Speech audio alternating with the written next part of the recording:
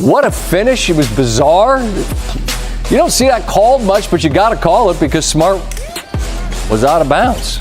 It's a 2-point lead until Luka stepped back all three of these, and that puts the Lakers ahead by 1.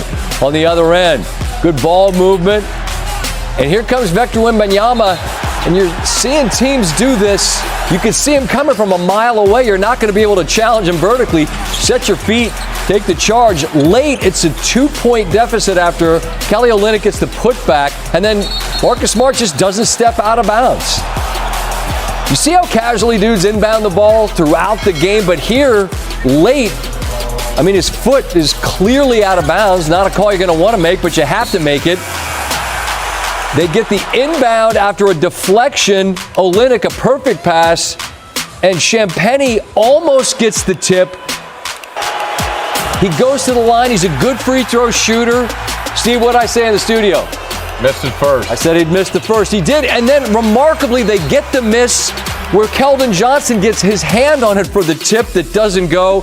So pretty much everything goes wrong from the Lakers inbound to the 2 tip chances the Spurs had where they did a great job to get the looks but weren't able to cash them. And as a result, the Lakers are 7-2, second in the West behind the defending champion Thunder, and that's all without LeBron for the moment. No team has ever played this well without him to start a season, and we go out to Los Angeles and Tim Legler. And Legs, the end was nuts, man, as I just described in the highlight. Like, you don't want to call it, but you have to. And then the Spurs get not 1 but 2 looks on the tip. That never happens. I'd say they did as good a job as you could to get the look without cashing it in. I mean, you never see that across the board, do you? Well, I say the Lakers dodged multiple bullets. That's probably an understatement. When you look at what they did at the end of this game, I'm saying to myself, if Champagnie makes those free throws, they go to overtime and the Spurs win the game. I mean, you're talking about anatomy of a collapse at the end of a game. All you have to do is inbound the ball if you're Marcus Smart. Anybody touches it on the floor, you go get your 2 free throws, less than a second to play, you're going to win the game. Instead, that happens. They get beat on a cut to the rim, but the Spurs ultimately couldn't make those free throws, and the Lakers get a win. A win that didn't look probable to me, Scott, at the beginning of the fourth quarter. The Lakers' offense had really bogged down. Spurs were rolling at that time, but the Lakers flipped the script in the fourth quarter, and they get a win to get to 7-2. And Luka goes for 35, and we all saw the pictures in the summer where, all right, cool, he's going to get dedicated to fitness, and you see it on the floor. I'm interested in the seat that you have and what looks different about the game he's playing as a result of carrying less weight with him. 2 things stood out to me tonight. One, he's absolutely quicker laterally. And I'm talking about offensively as well as defensively. You know, that first move, and he loves to cross over to get into his step back. He was getting more separation on that tonight than he was at times last year when he did look a little bit more sluggish.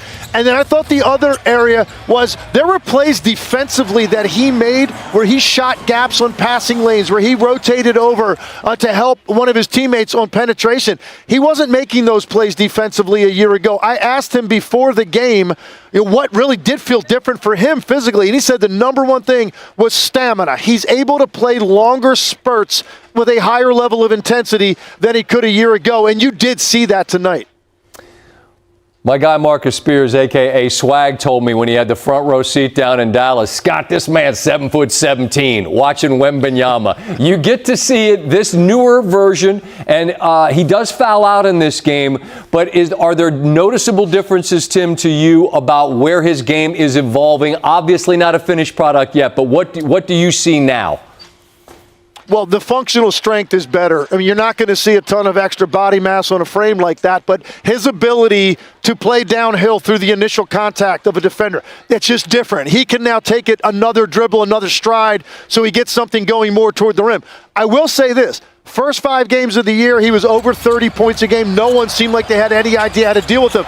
This is now 2 games in a row. He's got 28 points total in the last 2 games, and I don't think he really caught the ball in the spots he loves to catch it tonight, the way that he was the first 5 games of the year. So good job by the Lakers.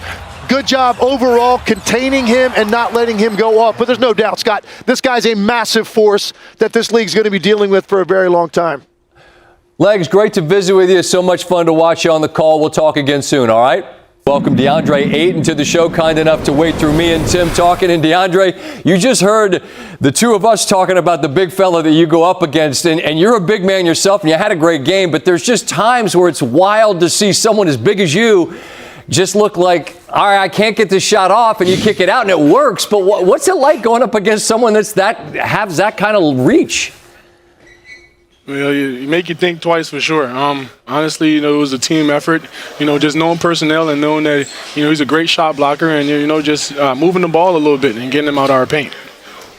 It's early in the season, and you guys don't have all hands on deck. But with so many new pieces, DeAndre, to start the way you are as you're learning one another, how positive is the energy around your group, given the way you all have played? It's surely welcoming. There's a lot of terminology and a lot of accountability as well. We're just keeping the vocal point of keeping togetherness as our number one thing and our number one source to get some of these games done. It's early, but is it too early to say, DeAndre, that you found a home that can be a home where you could just plant yourself, grow roots, and say, this is where DeAndre Ayton's going to make a run in this league. I'm going to hang out in L.A. and play with this squad. Yeah, I feel great, honestly, but it's up to the fans. I'm going to just keep trying my best to contribute in every game possible. Right on. All right, let me close with this. Just a thought on Luka. We watch, and I was just asking Legs about the fitness and the shape, and he's one of the very best players on the planet. What has the early returns been like for you to play with him? It's been great. It's been fun. Just seeing how much gravity he brings towards the defense, and just knowing that you have to be ready, pass like a wizard. So you got eyes in the back of his head. So you can't be too surprised, and I'm getting used to that as well. But it's truly fun to play with him. Yes, sir, baby. Truly fun. Truly fun to play with him, and just hear him and his terminology and communicate with me out there. Yeah, keep your eyes on him, because that ball's coming your way, and he's going to find you, and you know what to do with it when he does. DeAndre, thanks for taking a minute to throw the headset on. Good luck, good health this year, all right? Thank you so much. All the Thunder have done this year is win. Let me remind you. What's your budget on this show? We've spruced up the wagon. The wheels move, but the horse's legs don't. But again, if you haven't seen, the horse has the goggles, because, champagne and all that. Okay. Back-to-back nights for the Thunder. Haven't lost a game, at least not yet. And, they're rolling again. Business as usual. Shai Gilgeous-Alexander, that's cash on the baseline. It's a 22-point lead. Drew Holiday pulls, bottoms. After trailing by as many as 22, Trailblazers are within 8. Now a 1-point game in the fourth. Holiday in the paint. Bucket good. First lead of the game. On the other end, the MVP cannot let him get to that spot in rhythm. That three puts the Thunder back in front. Jeremy Grant on the other end. Right back at shoot. Challenging Hartenstein. Blazers on top by 1. Now it's a 5-point lead. Holiday, step back, bottoms. Blazers lead by 8. Thunder down 6.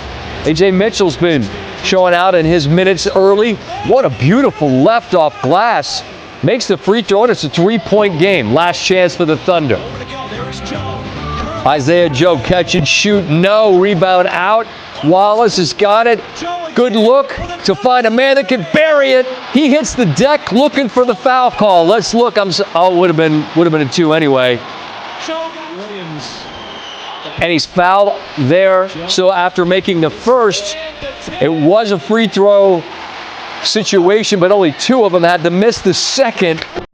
And so the Blazers, the big comeback from down 20 plus, get the 2-point victory. Oklahoma City's first loss of the night. What a performance tonight from Donovan Mitchell.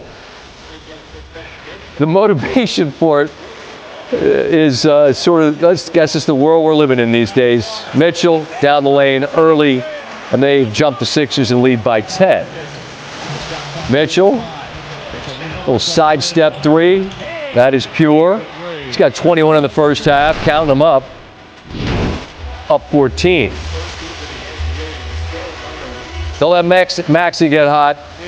Yeah. Just love the joy that this guy plays with from deep. Oh, rips net. He's got 18 in the half. We move to the late third, and the lead is extended as Mitchell stops on a dime, buries the three. He's got 36 through the first three. There's three more. Back and forth we go, but it's more back than forth if you're the Sixers. Mitchell, again, float game. Out. His 40th of the night, 9 minutes to go in the game. We're Euro-stepping. He's the second Cavs player in their history with 20 40-point games, joining LeBron. He had 46. What sparked the performance? Some little Sparky talking crap on the headset. This kid pissed me off today. I was playing 2K. I've been playing 2K for like 2 hours, and I told him too. I was like, wait, just wait. And he just called me washed up. He called me a bunch of things, but I love it. You know what I mean? He said he ain't seen a highlight from me in a minute, and I just told him, all right, we'll see. He said, tell me to go to sleep. Like he was going in. So this game was for that kid or grown man, whoever that was. But so I appreciate you. I told him I'd give him a shout out too. So that's what tonight was. Imagine some kid playing 2K after school, and I talk crap to Donovan Mitchell. No, you didn't. And then this happens, and now that kid goes to school tomorrow, and I guess you're a hero? Are you? I don't know. Why are people mean to each other on the internet? I don't get it. They're never that way when they see you. Kind of funny how that works. Mitchell's been lighting it up this year. His fourth 35-point game, the first player in Cavs history to drop 35 or more 5 times. In the team's first 8 games, he hadn't even played in all 8 games. You know what, though? The way things work, he is a hero because he got recognition. That's it. That's all we want. Meanwhile, all this flowery talk about how many great starts we've seen around the league, we've seen a lot of them. All Nikola Jokic is doing, averaging a triple-double. The points, imagine averaging 23 and you're like in the 20s. That's the league that we're playing in these days. Points are available, and that's Christian Brown to Jokic. Warming up early. Bam Adebayo. The handoff, Norman Powell gets tangled up there with Cam Johnson, comes up limping. Oh, see that little roll, that telltale twist of the ankle and foot? Did not return, which is a bummer. Beautiful find from Jokic to Aaron Gordon going baseline. 8 first half assists, and it's a 4-point lead. Off the miss. Woo! Jokic. Oh, the big hops. Nugget bench loves the dunk. Denver's up 8. 2.5 to go in the third. Heat trailing by 13. Jokic, let's run, big fella. Actually, let's not. Let's just throw the no look to Tim Hardaway Jr. Counts as an assist. Couple dribbles are going to give you that, particularly at home. 15-point lead. Go to work, big man. Regulate with a half hook. 33, 16, and 15. The second player in NBA history with 5 triple-doubles through his team's first 7 games. The other, the Big O, Oscar Robertson. Nuggets by 10. It's his 7th career game with at least 30 points, 15 rebounds, and 15 assists. That's as many as the rest of the NBA in the last 50 years. It's also second behind who else? The Big O. The only other guys with multiple are Luka and Wilt. That's how. Stephen Curry praises LeBron James' relentless work ethic. The way LeBron James cares for his body, maintaining peak performance into his 22nd NBA season, has become almost mythical. Stories about his off-court investment in training and recovery have circulated for years, but the results speak for themselves. LeBron remains an all-NBA performer, still setting new standards of longevity, now preparing to become the first player ever to reach a 23rd NBA season. For Stephen Curry, that legend was something he had only heard about, until the summer of 2024. Curry and LeBron share one of basketball's greatest rivalries. From their 4 consecutive NBA Finals clashes between 2015 and 2018 to countless playoff duels since, their battles have helped define an era. But it wasn't until they became teammates on Team USA during the Paris Olympics, leading the United States to gold, that Curry got to witness LeBron's process up close. Speaking on the Mind the Game podcast with Steve Nash, Curry described what it was like to finally share a locker room with the Lakers superstar, and to see firsthand what separates LeBron from almost everyone else in the sport. "We've always motivated each other," Curry said. "But last summer, during the Olympic run, we finally got to share the same locker room. I'd always heard about his work ethic, the time, the discipline, how he treats his body, but when you actually see it, it's different. Nobody could beat him to the gym in the morning. There's an energy there, Like everyone just understands, this is what greatness looks like. We didn't even have to talk about it, it was unspoken. I learned right away not to take anything for granted. There's no accident in being who you are, not with that kind of dedication. It taught me to keep finding ways to be the best version of myself. Coming from Curry, a player whose own career has been built on discipline and persistence, overcoming early ankle injuries to become one of the greatest shooters in NBA history, that kind of praise carries real weight. It's a testament to LeBron's relentless preparation and how it continues to inspire even his fiercest competitors. As LeBron works toward another return from rest and minor ailments, the Lakers know one thing for certain: he's putting in the hours, the same way he always has. J.J. Redick sees grit and growth in the Lakers' new identity. While LeBron remains sidelined, J.J. Redick's Lakers have shown surprising resilience. Monday night's 123-115 victory over the Portland Trail Blazers was the kind of win that reveals a team's character, and it came under unlikely circumstances. Without LeBron James, Luka or Austin Reeves, the Lakers' backcourt was reduced to Nick Smith Jr., Marcus Smart, and Bronny James Jr., a lineup many saw as too thin to compete. But the group defied expectations. Smith came off the bench for 25 points and 6 assists, shooting 10 of 15 from the field and 5 of 6 from 3. Rui Hachimura added 28 points, while DeAndre Ayton anchored the team with 29 points and 10 rebounds, guiding Los Angeles to a statement win. The victory improved the Lakers to 6-2, despite missing 2 of their biggest stars in half of their games. It's the kind of toughness and collective belief the franchise has been searching for since its 2020 championship run. That's what I love about this group, Redick said afterward. They don't make excuses. They compete. They trust each other. That's what being a Laker is supposed to mean. It's clear that Redick's influence, emphasizing accountability, communication, and pace, is resonating with his players. Even in early November, this version of the Lakers already looks more connected and purposeful than in recent seasons. For Curry, LeBron, and their generation of NBA icons, moments like these, of respect, resilience, and leadership, serve as reminders that greatness isn't just about highlights or stats. It's about the habits that sustain you when the spotlight fades and the work begins again. And in that respect, both Curry and LeBron continue to set the gold standard. A rivalry that evolved into respect. For years, Stephen Curry and LeBron James defined the NBA's landscape through competition. Their clashes, from the 2015 finals to the iconic 2016 series, were more than basketball. They were cultural events that shaped a generation of fans. But what was once a fierce rivalry has matured into something far more meaningful.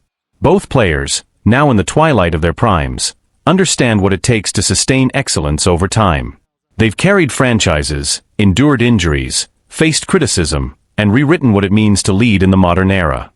What Curry saw during that Olympic run in Paris wasn't just LeBron's routine. It was a glimpse into the mindset of someone who refuses to fade, no matter the odds. You see the sacrifice, Curry explained. People talk about talent, but it's not that. It's the discipline, the recovery sessions, the nutrition, the film work, the way he treats every day like it matters. That's what separates the great ones from the rest. That respect runs both ways. LeBron has often praised Curry for changing basketball itself, for redefining spacing, pace, and the art of shooting. During the Olympics, those mutual sentiments reportedly strengthened as the two veterans led a younger Team USA roster by example, demonstrating the professionalism and selflessness that have marked their careers. LeBron and Steph showed everyone how to prepare, how to talk, how to carry themselves, one Team USA staff member told reporters after the games. It wasn't about ego. It was about setting a standard. Lessons for the next generation. In an NBA increasingly dominated by youth and athleticism, both stars have become living examples of longevity through intelligence and consistency. Their rivalry may have once symbolized two competing philosophies, power versus precision, but today it reflects a shared truth: greatness is sustained by discipline, not just talent. Young players across the league have taken notice. Coaches often point to LeBron's and Curry's work habits as teaching tools, evidence that true professionalism transcends age. Players like Jason Tatum, Anthony Edwards, and Tyrese Halliburton have all cited watching veterans like Curry and LeBron as motivation for improving their own preparation. What those guys do off the court is what people don't see, Edwards said recently. That's what I'm trying to learn, how to make this a long career, not just a good one. For the Lakers, LeBron's influence continues to shape the team's culture, even when he isn't on the floor. For the Warriors, Curry's leadership remains their compass through transitions and challenges.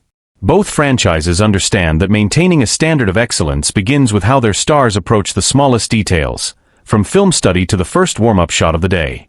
The legacy of leadership. Curry's public admiration for LeBron marks more than just mutual respect. It's a recognition of shared purpose. After nearly 2 decades of defining their era through rivalry, they now stand as co-architects of what modern leadership in sports looks like: mentorship through example, competition without animosity, and dedication without compromise. As the NBA moves toward its next generation of stars, the lessons from Curry and LeBron may prove to be their most lasting contribution. They've shown that greatness is not only measured in championships or MVPs, but in the quiet daily commitment to mastery, the willingness to prepare when no one is watching. At this stage, Curry reflected, it's about passing on what we've learned. You don't hold back what made you great, you share it. Because that's how the game keeps growing. Looking ahead. With LeBron expected to return to action soon and Curry continuing to lead a retooled Warriors team, the next time they meet on the court will likely carry a different tone. Less about rivalry, more about legacy. Both men are aware that time is catching up. But as their careers continue to intersect, what stands out most is not the competition, but the connection. 2 players who have pushed each other to evolve, to endure, and to inspire. And in the end, perhaps that is their greatest victory.